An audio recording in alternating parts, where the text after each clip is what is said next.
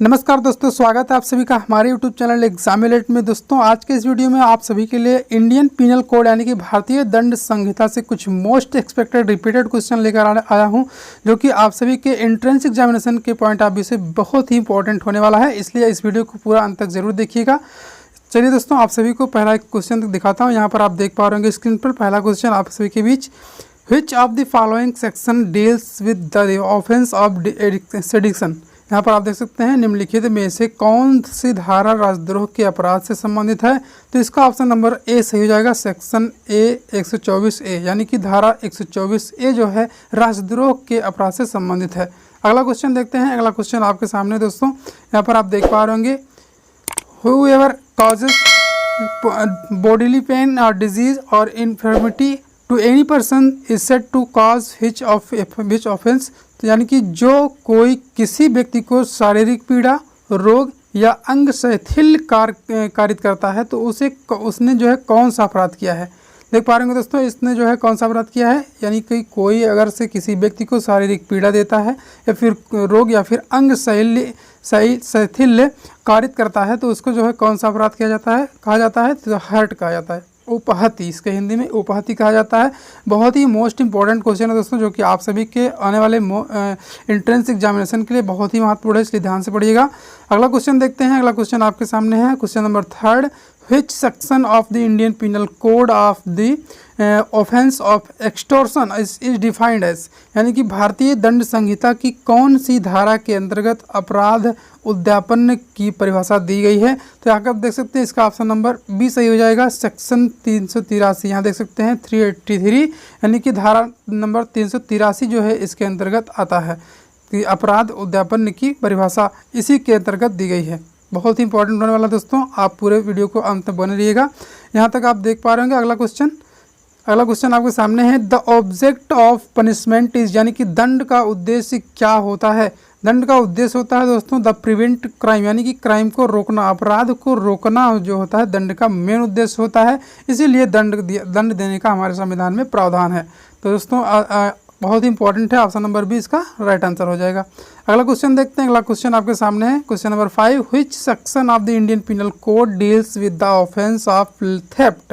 यानी कि भारतीय दंड संहिता की कौन सी धारा चोरी के अपराध से संबंधित है। तो यह ऑप्शन नंबर आपका डी से हो जाएगा, सेक्शन 378, यानी कि धारा नंबर 377 जो है आप सभी के लिए जो है चोरी के अपराध से संबंधित है। तो इसलिए इसको ध्यान रखिएगा, धारा 378 जो है भारतीय दंड संहिता में चोरी के अपराध के लिए संबंधित है। तो अगला क्वेश्चन देखते हैं। अगला क्वेश्चन आपके सामने है, which of the following ingredient is not necessary for the commission of crime. यानी कि निम्नलिखित में से कौन सा तत्व आवश्यक नहीं है अपराध के लिए। यानी कि अपराध के लिए कौन सा ऐसा तत्व जो है आवश्यक नहीं होता है। यानी कि इसका ऑप्शन नंबर सी आपका सही हो जाएगा, आविष्कार करने में कोई अपराध नहीं होता दोस्तों, इसलिए अपराध ऑप्शन आपका राइट आंसर हो जाएगा। क्योंकि अपराध का जो है आविष्कार जो है अपराध से किसी प्रकार से संबंध नहीं रखता है, इसलिए ऑप्शन नंबर सी इन्वेंशन यानी कि आविष्कार आपका राइट आंसर हो जाएगा। अगला क्वेश्चन देखते हैं। अगला क्वेश्चन आपके सामने है, nothing is an offence which is done by child.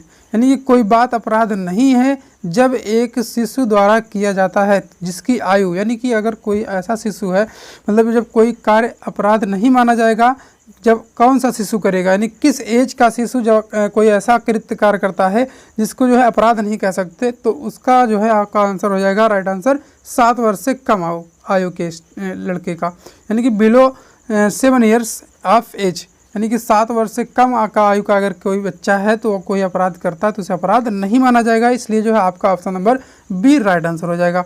बहुत ही इंपॉर्टेंट क्वेश्चन है दोस्तों, मोस्ट एक्सपेक्टेड क्वेश्चन है, जो कि पिछले ईयर्स आपके एग्जाम में पूछे गए हैं, वहीं से मैंने उठाया इसको। यहाँ पर आप देख सकते हैं। अगला क्वेश्चन की तरफ बढ़ते हैं। अगला क्वेश्चन आपके सामने है यहाँ पर, whoever by force compels or by any deceitful or means induces any person to go from any place, then what offense has been committed by that person। यानी कि इसका अर्थ हो जाएगा, जो कोई किसी व्यक्ति को किसी स्थान से जाने के लिए बल द्वारा विवश करता है या किन्हीं प्रवचनपूर्ण उपायों द्वारा उत्प्रेरित करता है तो उस व्यक्ति ने कौन सा अपराध किया है। तो इसका ऑप्शन नंबर ए सही हो जाएगा, अपहरण यानी कि एबडक्शन। अबडक्शन होता है। इसमें अगर से कोई ऐसा जो है प्रवचनपूर्ण उपाय खोजता है या फिर एक स्थान से दूसरे स्थान के लिए बल द्वारा प्रयोग करता है, कि आपको विवश करता है कि आपको चलना है, तो आप इस प्रकार से आपका आंसर हो जाएगा option number A right answer हो जाएगा। अपहरण इसे बोलते हैं, अबडक्शन बोलते हैं। अगला क्वेश्चन देखते हैं, अगला क्वेश्चन की तरफ बढ़ते हैं। Question number 9, which of the following court decided the case of रेंग बनाम जो है गोविंदा, यानी कि निम्नलिखित न्यायालयों में से किसने रेंग बनाम गोविंद के बाद में निश्चय किया है, तो ये होगा हाई कोर्ट, यानी कि उच्च न्यायालय जो है इसका राइट आंसर हो जाएगा। ऑप्शन नंबर ए आपका राइट आंसर हो जाएगा।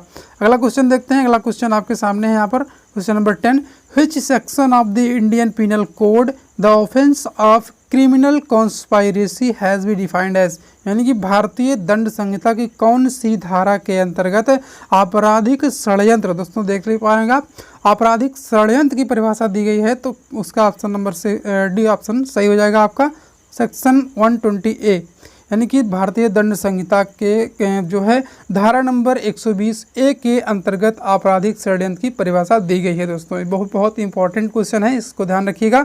आपके आने वाले एंट्रेंस एग्जाम में जो भी स्टूडेंट MGP यूनिवर्सिटी से हैं उनके लिए बहुत इंपॉर्टेंट होने वाला है, ये पूछा जा सकता है। अगला क्वेश्चन आप देख पा रहे होंगे, last question, the number of जजेस in International Court of Justice is, यानी कि अंतर्राष्ट्रीय न्यायालय के न्यायाधीशों की संख्या कितनी होती है, यानी कि इसका ऑप्शन नंबर आपका 20 राइट आंसर हो जाएगा, यानी कि 15 होती है। अंतर्राष्ट्रीय न्यायालय में न्यायाधीशों की संख्या 15 होती है। बहुत इंपॉर्टेंट क्वेश्चन है, ध्यान रखिएगा।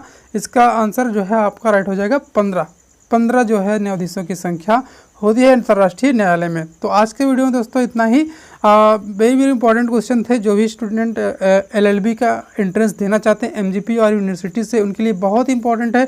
जो दोस्तों ऐसे ही मैं आपके समक्ष जो है ऐसे ही प्रैक्टिस सेट लाता रहूँगा जब तक कि आप सभी का एग्ज़ाम नहीं हो जाता है। मेरी पूरी कोशिश रहेगी आप सभी के लिए हर सब्जेक्ट से कोई ना कोई प्रैक्टिस सेट लेकर आता रहूँ, इसलिए आप पूरा वीडियो देखिएगा और हमारे यूट्यूब चैनल को सब्सक्राइब करके रखिएगा और बेल आइकन को भी प्रेस करके रखिएगा, जिससे कि आप सभी के पास नोटिफिकेशन तुरंत पहुँच जाए जैसे ही मैं कोई वीडियो डालूँ। तो इस प्रकार से दोस्तों अगर वीडियो अच्छा लगा हो तो लाइक कीजिए, शेयर कीजिए, कमेंट कीजिए। कोई भी क्वेरी रह जाती है तो आप कमेंट के माध्यम से पूछ सकते हैं। तो चलिए दोस्तों मिलते हैं किसी ऐसे ही महत्वपूर्ण वीडियो के साथ। धन्यवाद।